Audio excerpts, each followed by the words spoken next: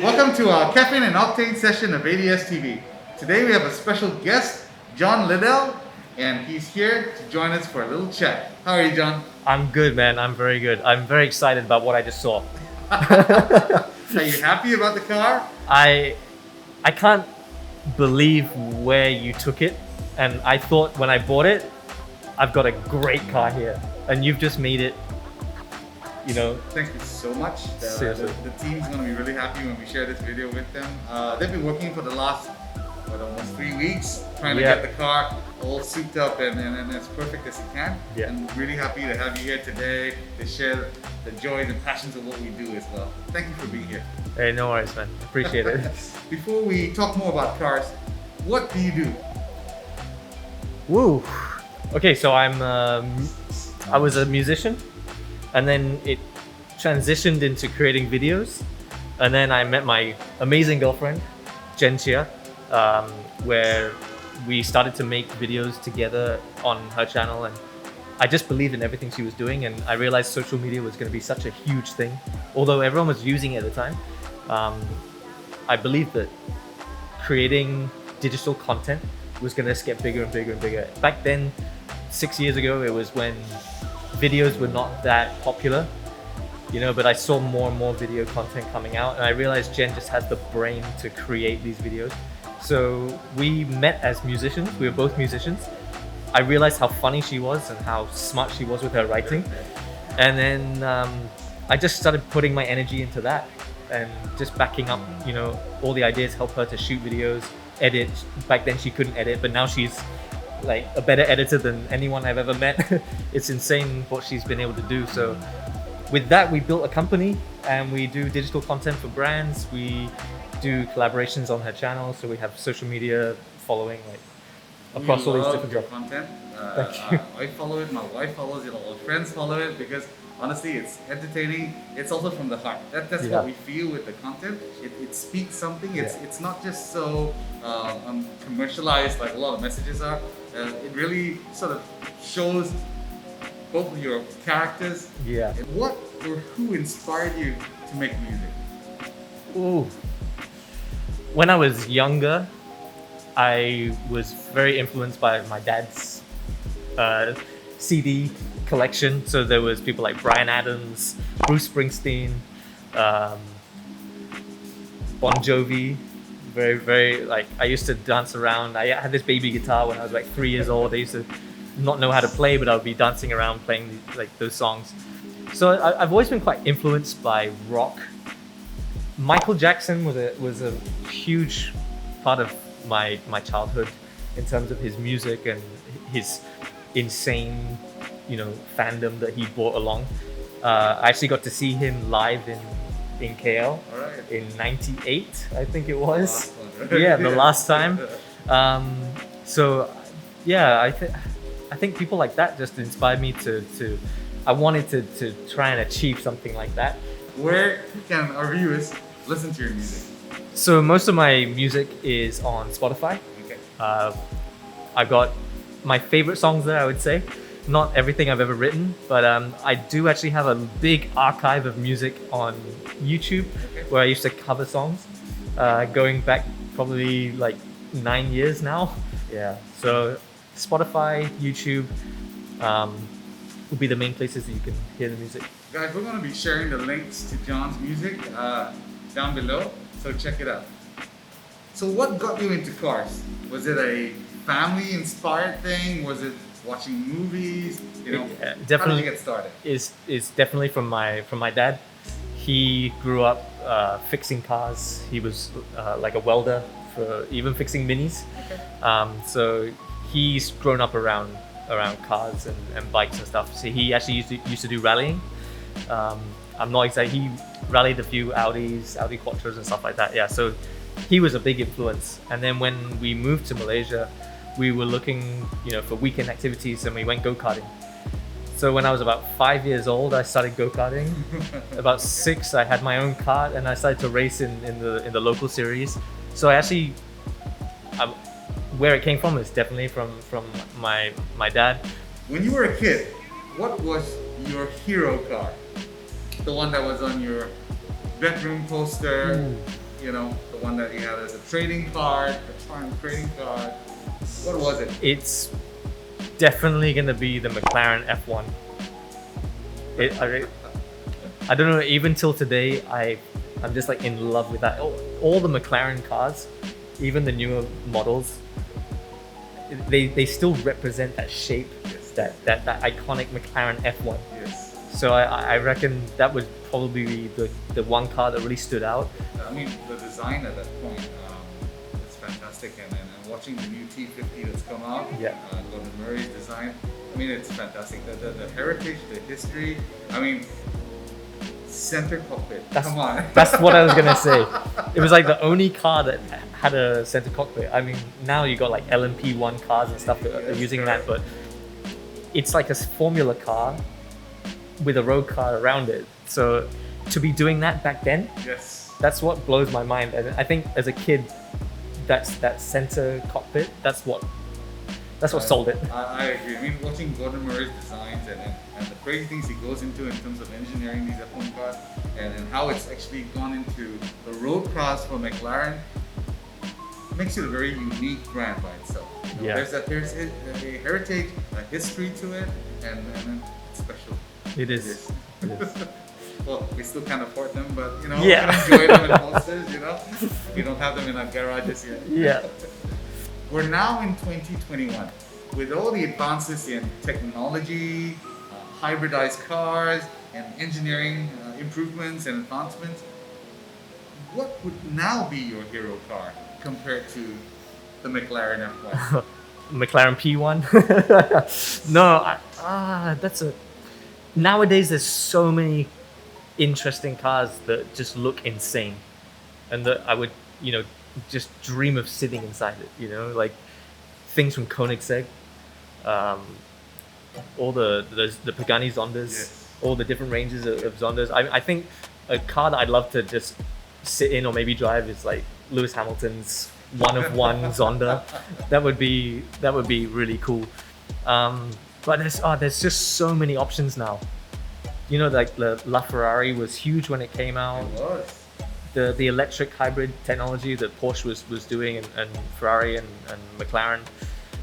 It's so tough to say like one car, but I think a car that I feel is going to go on for decades, and people might not like this, but I've got my eyes on it, is the M2 competition. Ooh. Good choice. I just feel like it is a car that will really go on in time as one of the best BMWs. An analog car or a modern digital? Which moves your heart? Oh. Okay, I really like the modern digital stuff. You love the tech, right? I like the tech. I mean, when we bought our first car, like I had my car from when I was 19 until I was 28 or something, 27. So I was driving that piece of junk for a long time while I wasn't making enough money, and then together, like with Jen, we bought a car together, which was a Myvi, and the new like hatchback Myvi, and the biggest thing that sold it for me was the amount of tech in it. Yes. The smart tag reader, the sensors. I forgot what all the stuff is called. It had sensors, it's reverse cameras. You got everything inside that for what, 50,000 ringgit? Full conveniences, right? Yeah. So, and for me, waking up, getting to my car, pressing the button, it turns on. Not, oh shit, the battery's run out, or this, or change that. Like the Mini is gonna be a fun project, but I know that I'm gonna have those days where it's not gonna start. Yes, it's going well right now, but you know, in 3 years, things are gonna start dropping off, and things are not gonna work. Alternator needs to be changed. This has to go. The clutch. That's character. Yeah. It's pain. So, it's a punishment, but it's character, right? There's enjoyment with the analog, Yes. but there's just such convenience with the newer modern. And it's honestly quite hard to choose because it's how fast these advancements have gone on to as well. Yeah. You were sharing a while back with me. You were chatting about being in the Mini Countryman, was that? Yeah, the hybrid. And, you know, you loved it, the hybrid, right? Yeah, because I don't know, it is like I say, it's something so convenient, and the fact you've got all these little bits and pieces, Gadgety, bright just lights and shit. change the color of the interior. Yeah, why not? You know, but I would say there's a limit. Yes. Once you start putting too much tech in a car, you also got more things to go wrong. And then you're talking about, you know, battery power, you know, like all this stuff is powered by a battery, and if the current is not getting to everything, then fuses start breaking. And Reliability. yeah, with my Mini, there's like one so small, basic. there's a fuse box like this big. Like, yeah, it's there's a fine line between how much tech it needs to be in a car. I get you. So you were sharing about your go-karting days, yeah? Can you share with us your experiences, what you had for a go-kart? So I started racing karts when I was 6. So I was a small little boy, and then, I mean, back then they call it cadets. So we were doing, we were racing WPP 80s, so the ADCC 2-stroke go-karts. Pretty insane for a 6-year-old to be driving around with those kind of speeds. It is. You're reaching maybe like 80 kilometers an hour on a straight. So, you know, you're sitting that far from the ground, and everyone else around you is also going at that speed. There's a lot that could go wrong. I had a few crashes. Actually, my first ever, this is a fun story, my first ever professional race, my brother was starting in second place, and I was probably like second last. He got spun round on the first corner, and I went straight over the front of him. And let's just say he wasn't very happy. That's insane. As it happened, I remember landing, and then I could just hear my brother going, just yelling, because it was me, you know, like of all people. And okay, his race was ruined, but I completely ruined it. After that, I crushed the front of his car. But then I took a bit of a break for a year or two, and I came back and did a year or two of the Junior 125 Max. So that's where it starts to get a bit scary. I feel like you're doing 120 kilometers an hour, I think, at top speed in a kart, which is not that much bigger than a cadet small kart. It just gets a bit bigger everywhere. The competition gets much harder. My racing stopped around 14, but I think it's great to have like that experience, and just, you know, growing up around, like having something as a kid that you look forward to doing every weekend. Family, right? As a family. My mum would also come down, bring lunch, and you know, like everyone was there. So, and but for me, I love it, and if I can get in a kart anytime, I love to do it. I even going in the 4-stroke fun karts. Jen still thinks she can beat me, but we'll see about it. We might do a video about that one day. You should. Go into one of the go-kart tracks, right? Yeah. You got yourself the 1971 Mini Mark III. Yeah. How and why did you do it? How was through a lot of research, a lot of looking at Carousel, looking at Muda.my, looking at all these different. For how long? Probably 2 years. There you go. Why? I've always wanted a project car. My brother got a 350Z, so he got that about 2 years ago, and that also sparked me. I was like, I also want to get something that I can play with, and so I was looking at like a Honda Civic. I was looking at some project stuff, and then I thought, I feel like a classic car is more my thing. But in terms of classic cars, I would say a Mini is the most affordable. It is. Unless you consider like a Datsun. I mean, in today's day and age, right? Every JDM car is now considered a classic. Have you seen the prices? The R32, R33, R34 GTRs. I was just joking with a friend yesterday. The Integras are gonna shoot up. Yeah. And a friend just sent me a DC2. Someone was asking for 160,000 ringgit for one. So that was my problem. So I was working with a budget of around 50,000 as like a purchase price, and growing up, my mum had 2 or 3 Minis. Her mum, like my grandma, had a couple of Minis. So it was the car that kind of like mid to low income families would have. And I realized Mini is forever going to be an iconic piece. I would say it's, I mean, I have one, but I would say it's one of the most iconic cars in the world. It is, like, if you think about, it used to be a family car in the 60s. Correct. That's insane, right? It is completely insane. You see it now next to that Countryman. Yeah, the Countryman. You can fit the car in the Countryman. You can put it inside. The fact that there was 4 people and your luggage in the back, I think that's amazing. And for me, like I said, the car is from 1971. It's 50 years old this year. That was another kicker for me. I was like, oh wow, I'm getting it on its 50th anniversary. I think I just like Mini as a brand. There was a lot of things, and then as you start to research about it, you start to learn more. You're like, wow, I'm really invested in this. Okay, like I just knew I wanted to get a Mini.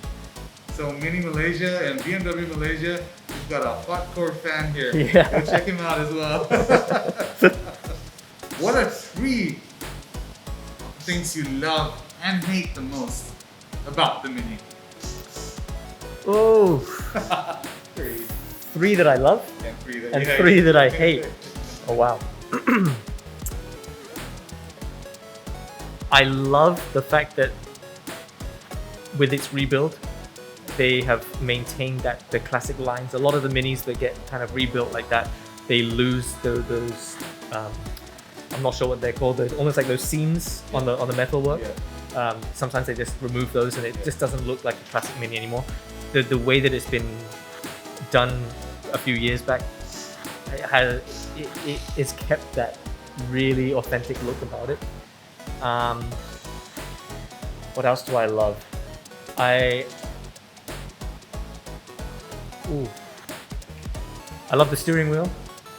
That's a real classic, the one you I have. think, when you take a picture of that interior, you just straight away look at the wheel, the wooden wheel with the metal spokes. That really caught my attention. It's not exactly the most easy to drive. It's like a bus. It's exactly that. It's a huge diameter wheel, but I love the look of that. I would say I like a lot of the interior, the detail that he put on that. It's more Mark 1 level interior. I think the Cobra seats are awesome. Yeah, so I was gonna say that's also in the interior. I don't want to just say like the seats, the wheel, and the dash, but I think the interior,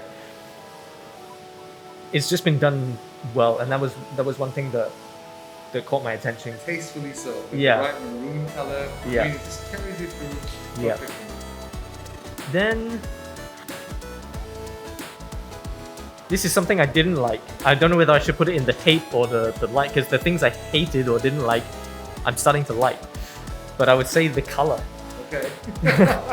The color of the Mini, when I first saw it, I was like, okay, I'll find a way to repaint this. This is the first thing you Yeah. chatted about. I was like, I spoke to Darren, I said, well, how much do you think it's going to be to repaint it? But it's been painted through and through. The engine bay is blue. The center column on the interior is blue.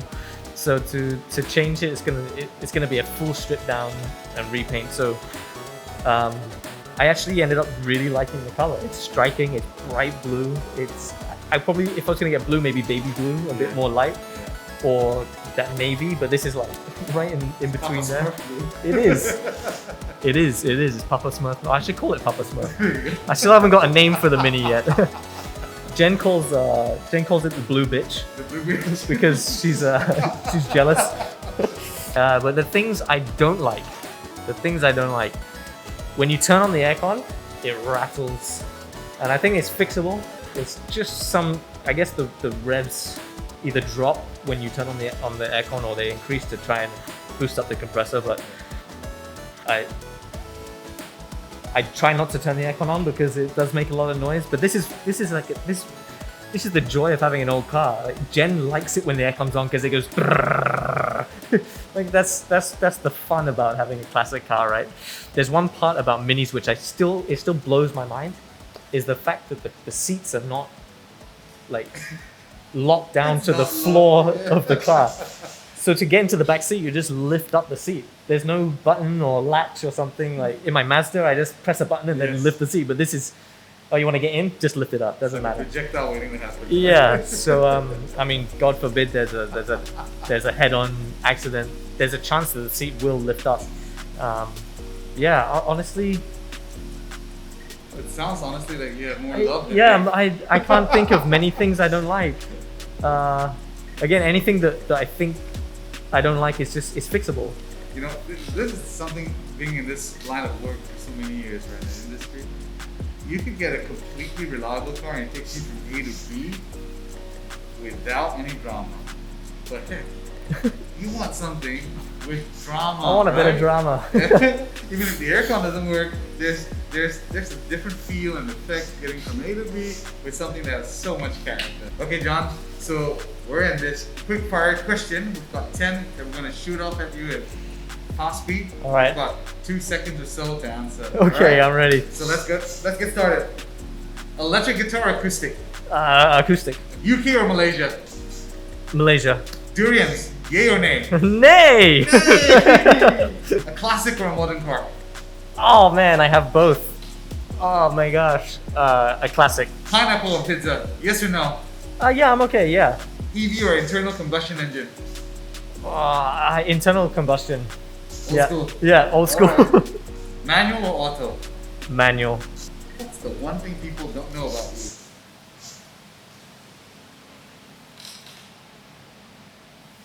Two seconds is up, right? Mr. Oh Mysterious. no.